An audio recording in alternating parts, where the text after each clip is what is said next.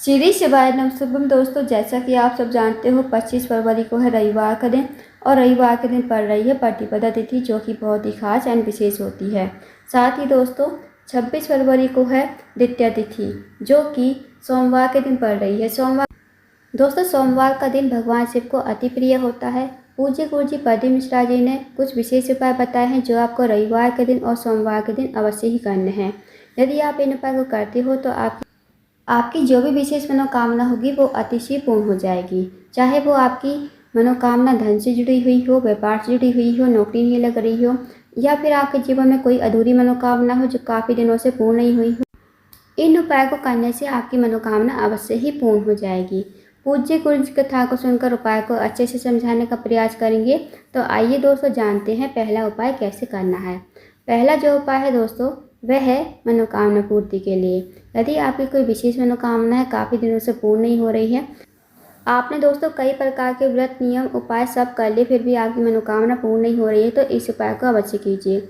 इस उपाय को करने के लिए सबसे पहले आपको लेना है 7 या 9 चने की दाल।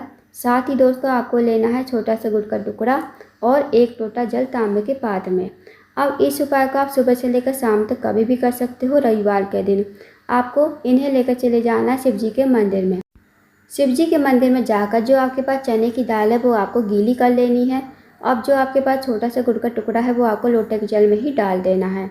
फिर आपको ये चने की दाल शिवलिंग के ऊपर श्री शिवाय नमस्तुभ्यं कहते हुए समर्पित कर देनी है। अब जो आपके पास 1 लोटा जल है वो आपको अपने सीधे हाथ में लेना है। भगवान से प्रार्थना करनी है, जो भी आपकी विशेष मनोकामना है या फिर आपके जीवन में जो भी समस्या चल रही है, समस्या कहिए, और इस लोटे के जल को श्री शिवाय नमस्तुभ्यं कहते हुए धीरे धीरे शिवलिंग के ऊपर समर्पित कर दीजिए। आपको इतनी धीरे से जल चढ़ाना है ताकि आप 11 बार श्री शिवाय नमस्तुभ्यं का जाप कर सको। उसके बाद आपको 2 मिनट मंदिर में बैठना है, श्री शिवाय नमस्तुभ्यं का जाप करना है। फिर आपको भगवान को प्रणाम करके विनती करके आपको अपने घर पर आ जाना है। तो दोस्तों इस विशेष उपाय को अवश्य कीजिएगा, बहुत ही अचूक एवं विशेष उपाय है। अब जानते हैं अगले उपाय के बारे में। अगला जो उपाय है दोस्तों, वह है धन प्राप्ति के लिए, धन की वृद्धि के लिए माता लक्ष्मी आपके घर में वास करे। यदि आपके जीवन में धन की बहुत ज़्यादा कमी है या फिर पैसों की बहुत ज़्यादा तंगी है, आर्थिक तंगी से बहुत ज़्यादा परेशान हो, या फिर आपके घर पैसा तो आता है पर पता नहीं चलता है कहाँ से कहाँ चला जाता है, तो इस विशेष उपाय को अवश्य कीजिए। इस उपाय को करने के लिए सबसे पहले आपको लेना है 1 लोटा जल तांबे के पात्र में। साथ ही आपको लेना है 1 हरा मूंग का दाना और 1 बेलपत्र। अब जो आप हरा मूंग का दाना लोगे और बेलपत्र लोगे वो कहीं से कटा फटा और खंडित नहीं होना चाहिए, इस बात का विशेष ध्यान रखें। अब दोस्तों इस उपाय को भी आप सुबह से लेकर शाम तक कभी भी कर सकते हो। अब आप इन्हें लेकर चले जाइए शिव जी के मंदिर में। शिव जी के मंदिर में जाकर सबसे पहले आपको जो आपके पास जो बेलपत्र है वो आपको माता असौसुंदी के स्थान पर श्री शिवाय नमस्तुभ्यं कहते हुए समर्पित कर देनी है। अब दोस्तों आप सबको बता दें कि माता अशोक सुंदी जो है शिव जी की सबसे छोटी और प्रिय पुत्री हैं। माता अशोक सुंदी का स्थान जलाधारी के बीचों बीच में होता है, तो वहाँ पर आपको ये बेलपत्र समर्पित कर देनी है श्री शिवाय नमस्तुभ्यं कहते हुए। अब जो दोस्तों आपके पास जो 1 हरा मूंग का दाना है ना, वो आपको लोटे के जल में ही डाल देना है। फिर आपको ये लोटे का जल हाथ में लेना है। फिर आपको भगवान से प्रार्थना करनी है कि हमारे घर में धन की बहुत ज़्यादा समस्या चल रही है, धन की वृद्धि नहीं है, धन प्राप्ति नहीं है, माता लक्ष्मी हमसे रूठी हुई है, माता लक्ष्मी का हमारे घर में वास नहीं है। आप कुछ ऐसी कृपा करें कि हमारे घर में माता लक्ष्मी का वास हो, हमारे जीवन में कभी पैसों की तंगी ना हो। तो आप ऐसी मनोकामना करते हुए इस जल को जो है श्री शिवाय नमस्तुभ्यं कहते हुए और माता लक्ष्मी का स्मरण करते हुए शिवलिंग के ऊपर धीरे धीरे समर्पित कर दीजिए। आपको इतनी धीरे से जल चढ़ाना है ताकि आप 11 बार श्री शिवाय नमस्तुभ्यं का जाप कर सको। 2 मिनट मंदिर में बैठिए, श्री शिवाय नमस्तुभ्यं का जाप कीजिए। फिर आपको भगवान को प्रणाम करके विनती करके आपको अपने घर पर आ जाना है। तो दोस्तों इस विशेष उपाय को भी करके देखिएगा, बहुत ही अचूक विशेष उपाय है। इस उपाय को करने से भी आपकी मनोकामना अवश्य ही पूर्ण हो जाएगी। अब जानते हैं दोस्तों अगले उपाय के बारे में। अगला जो उपाय है ये आपको सोमवार के दिन यानी 26 फरवरी को करना है। 26 फरवरी सोमवार के दिन करने वाला उपाय, यदि आप इस उपाय को करते हो दोस्तों तो आपके जीवन में कभी पैसों की किल्लत नहीं होगी, हमेशा आपके घर में लक्ष्मी का वास होएगा। आपको क्या करना है, आपको ये उपाय प्रदोष काल के समय यानी शाम के 5:30 से 6:30 के बीच में आपको ये उपाय करना है। आपको सबसे पहले एक दीपक तैयार करना है। दीपक आपको गोल बाती का घी का दीपक तैयार करना है। अब आपको इस दीपक को लेकर जाना है अपने घर से बाहर। इस दीपक को आपको बेलपत के पेड़ के नीचे लेकर जाना है। अब जो बेलपत का पेड़ होगा ना वो बड़ा होना चाहिए, इस बात का ध्यान रखें। बेलपत के पेड़ के नीचे जाकर सबसे पहले आपको बैठ जाना है। आपको बैठने के बाद ये दीपक श्री शिवाय नमस्तुभ्यम कहते हुए और माता लक्ष्मी का स्मरण करते हुए ये दीपक आपको प्रज्वलित करना है।